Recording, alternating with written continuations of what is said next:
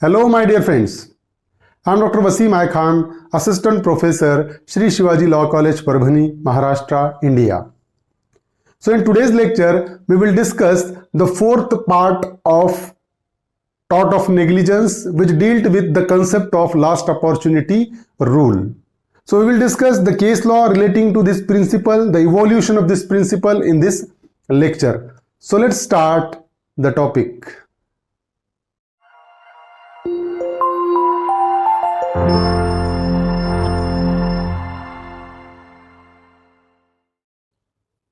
Last opportunity rule we will discuss in this lecture. We have already discussed the defenses available for the tort of negligence, in which we have discussed the last opportunity rule in short. Now we will discuss in detail. So the last opportunity rule is a part and parcel of defenses available for the tort of negligence. There are certain defenses by taking which a defendant can avoid his liability, in which the act of God is a defense. If there is a natural act, there was no intervention of human agency, then person could avoid his liability by taking the defense of act of God.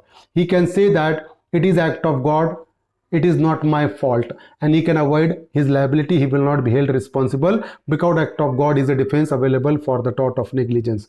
Inevitable accident is another defense available for the tort of negligence, by taking which a defendant can avoid his liability. Accident, if the accident is such which cannot be prevented, which cannot be predicted, by taking a due care, that accident will come under the category of inevitable accident.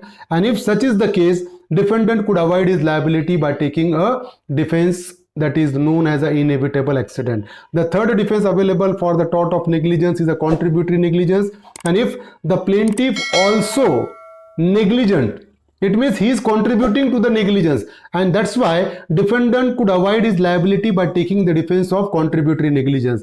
And the last opportunity rule is an extended part of the defense of contributory negligence. So in contributory negligence, if the plaintiff contribute to the tort of negligence, defendant could avoid his liability by taking the defense of contributory negligence. It means the defendant was not held liable at all if the plaintiff also contribute to the negligent act.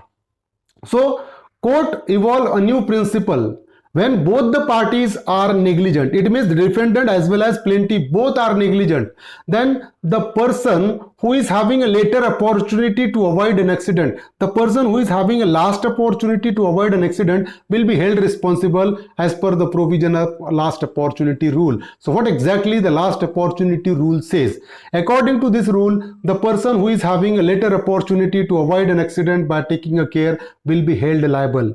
So no doubt, defendant as well as the plaintiffs are contributor to the negligent act, but according to the last opportunity rule, the person, whether it may be the defendant or plaintiff, the person who is having a last opportunity to avoid an accident by taking a due care will be held responsible for the tort of negligence. The person who is having last opportunity, later opportunity to avoid an accident by taking a due care will be held responsible as per provision of last opportunity rule. So this particular rule, last opportunity rule, has been evolved by the court in the case Davis versus Munn, and this case is known as a donkey case. In this particular case, plaintiff tied a 4 feet of the donkey and left that donkey on a narrow highway. So no doubt, this act is supposed to be known as a negligent act. Whatever the act of plaintiff in this case, it is a negligent one, because he tied a 4 feet of donkey and left that donkey on a narrow highway, and due to which the donkey could not move at all.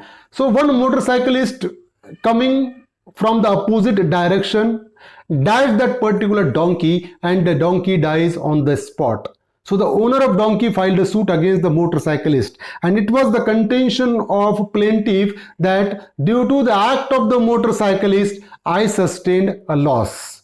But in this case, motorcyclist took the defense of contributory negligence. It was the contention of motorcyclists that the plaintiff also contribute to the tort of negligence. But in this case, the court says that who is having a later opportunity to avoid the accident by taking a due care.